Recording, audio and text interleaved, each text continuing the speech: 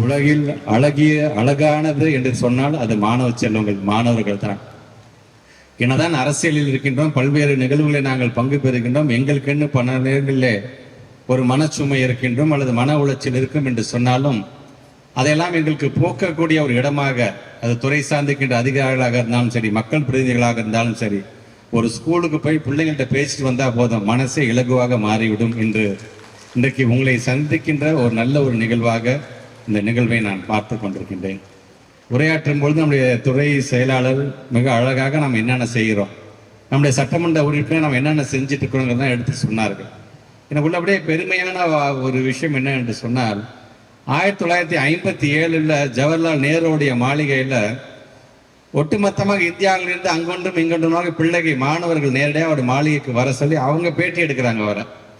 அப்படி பேட்டி எடுக்கும் பொழுது நம்முடைய தமிழ்நாட்டை சார்ந்திருக்கின்ற லட்சுமி அப்படிங்கிற ஒரு மாணவி அவங்க கேட்குறாங்க, நீங்கள் நம்முடைய நாட்டினுடைய தூதுவர்கள் தான் வெளிநாட்டுக்கு அமுச்சு வைக்கிறீங்க, அந்த வெளிநாட்டில் இருக்கின்ற நம்முடைய தமிழகத்தை சார்ந்திருக்கின்ற பிள்ளைகள் அங்கே படிக்கிறாங்கன்னா எங்களுக்கு ஏதாச்சும் பரிசு பொருட்கள் வேணும் என்று சொன்னால் அழகழகான பரிசு பொருட்கள் அவங்க மூலமாக நீ அனுப்பி வைக்கிறீங்க. இந்த மாதிரி செய்யும் பொழுது ஏன் எங்களுடைய மாணவர்கள் எங்களையும் நீங்கள் வெளிநாட்டுக்கு அனுப்பிச்சு வைக்கலாமே, அது நல்லா இருக்குமே என்று சொன்னபோது ஜவஹர்லால் நேரு சொன்னாராம், இது நல்ல யோசனை, இது கண்டிப்பாக செய்வோம் என்று அன்றைக்கு சொன்னார். சொன்னது ஜவஹர்லால் நேரு, செய்தது நம்முடைய மாண்புமிகு தமிழ்நாட்டுடைய முதலமைச்சர் அவர்கள். அவங்க சொன்னது மாதிரி ஒவ்வொரு ஆண்டும் கிட்டத்தட்ட 150-200 பிள்ளைகளே நாங்கள் வெளிநாட்டுக்கு அழைத்து செல்கின்றோம். அது மலேசியா அழைச்சிட்டு போயிருக்கோம், சிங்கப்பூர் அழைச்சிட்டு போயிருக்கோம், ஜப்பான் அழைச்சிட்டு போயிருக்கோம், சவுத் கொரியா அழைச்சிட்டு போயிருக்கோம். இப்படி ஒவ்வொரு நாடாக சென்று எங்களுடைய ஆசிரியர் பெருமை, அவங்களும் ஒரு முன்னாள் மாணவர்கள் தானே, அவங்களாம் சொன்னாங்க, ஏன் பிள்ளைங்களை மட்டும் தான் கூட்டிகிட்டு போவீங்களா, எங்களை கூட்டிகிட்டு போக மாட்டீங்களா என்று சொல்லும்போது கனவு ஆசிரியர் திட்டத்தின் மூலமாக ஏறத்தாழ 55க்கும் மேற்பட்டிருக்கின்ற ஆசிரியர் பெருமக்களே பிரான்ஸ் நாட்டுக்கு நீங்கள் நாங்கள் அழைச்சிட்டு போயிட்டு வந்திருக்கிறோம். இது சொல்றதுக்கு காரணம் தமிழ்நாட்டுடைய முதலமைச்சருடைய பார்வை இந்த துறையின் மீது எப்படி இருக்கின்றது என்பதற்காக இதை நான் சொல்கிறேன். இன்னைக்கு நம்ம அறிவியல் சார்ந்து பேசுறோம் நாம, ஆனா ஒரு அறிவியல் சார்ந்து ஒரு சயின்டிபிக் டெம்பர் என்று சொல்லக்கூடிய அந்த நிலையை உருவாக்கியது யார் தெரியுமா? தந்தை பெரியார் அவர்கள் தான். எதையுமே உன் புத்தியை யோசிச்சு நீ சிந்திச்சு பாரு, நானே சொன்னாலும் நம்பாதே, எங்கேயாச்சும் யாராச்சும் எழுதி அதை படிச்சாலும் நம்பாத, உன் புத்திக்கு எது சரின்னு படிக்குதோ அதை மட்டும் நம்பு என்று சொல்லி அதை ஆரம்பிச்சு வச்சிருவாரு. அதனால தான் இன்னைக்கு அது வானவில் மன்றம் ஸ்டெம்ல அப்படின்னு இன்னைக்கு அது இன்னைக்கு விரிவடைந்து சென்றே கொண்டிருக்கின்றது. இந்த திராவிட மாடல் அரசு என்று சொன்னால் விதை விதைத்தவர் யார் என்று சொன்னால் தந்தை பெரியார் அவர்கள். நம்முடைய மாணவ செல்லுடைய அந்த திறமை என்று சொல்லும் பொழுது ஜவஹர்லால் நேரு ஒரு முறை மாஸ்கோவுக்கு செல்லும்போது அங்கே ஒரு ஓவியத்தை பார்க்கிறார். ஒன்றும் இல்லை, செவத்துல ஒரு ஓவியம் வரைஞ்சிருக்குது. அதான் லெனின் அவர்கள் அங்கே இருக்கின்ற மாணவ செல்வங்களை பார்த்து ஏதோ அறிவுரை சொல்லுகின்ற மாதிரியான ஒரு ஓவியம். அந்த ஓவியம் என்ன சொல்லுகிறது என்று சொன்னால் ஜவஹர்லால் நேரே சொல்றார், லெனின் சொல்றாரு, மாணவ செல்வங்கள் உங்களிடம் நான் வைக்கின்ற வேண்டுகோள் 3 தான். 1, நன்றாக படியுங்கள். 2, நன்றாக படியுங்கள். 3, நன்றாக படியுங்கள் என்று சொல்வது போன்ற அந்த ஓவியம். இன்னைக்கு அங்க மாஸ்கோவை சார்ந்திருக்க லெனின் சொன்னதே தமிழ்நாட்டை சார்ந்திருக்க நம்முடைய மாண்புமிகு முதலமைச்சர் மு.க. ஸ்டாலினும் அதை தான் சொல்லுகிறார், படியுங்கள் படியுங்கள் படியுங்கள், அதை தாண்டி எந்த தடை வந்தாலும் அதை நான் பார்த்துக் கொள்கிறேன் என்று நம்முடைய முதலமைச்சர் சொல்கிறார்.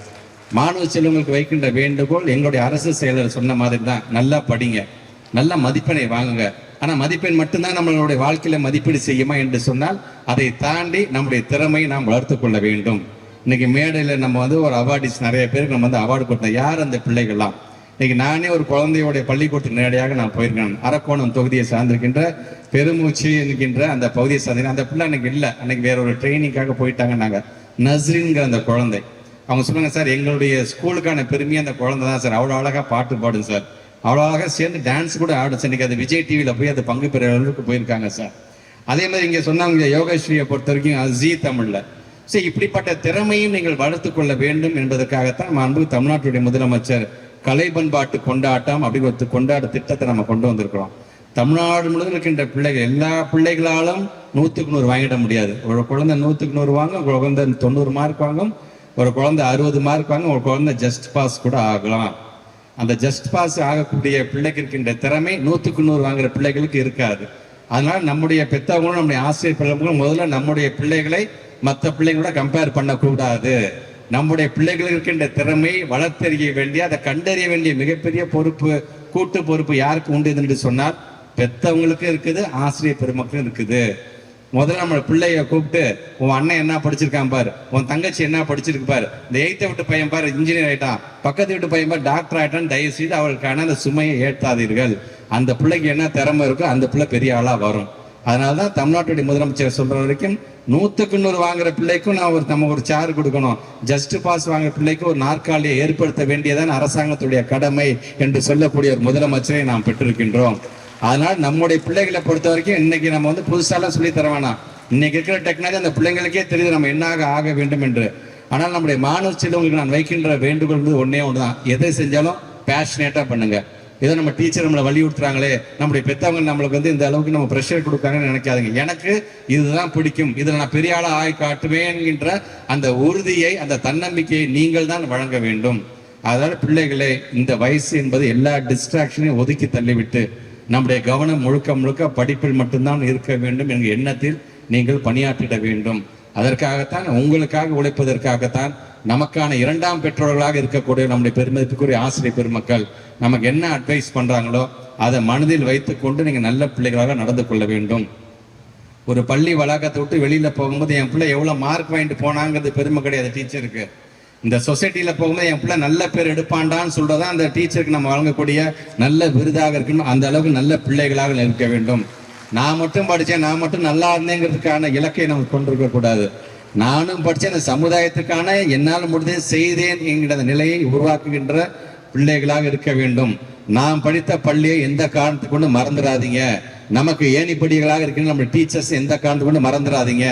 நீங்க படிச்சுட்டு பெரிய ஆளாகி போய் நீங்க பெரிய பெரிய சம்பாத்தியத்தால இருக்கும்போது நீங்க டீச்சருக்கு கொடுக்க போறதில்ல, உங்களுடைய பெத்தவங்களுக்கு உங்களுக்கு தான் கொடுக்க போறீங்க.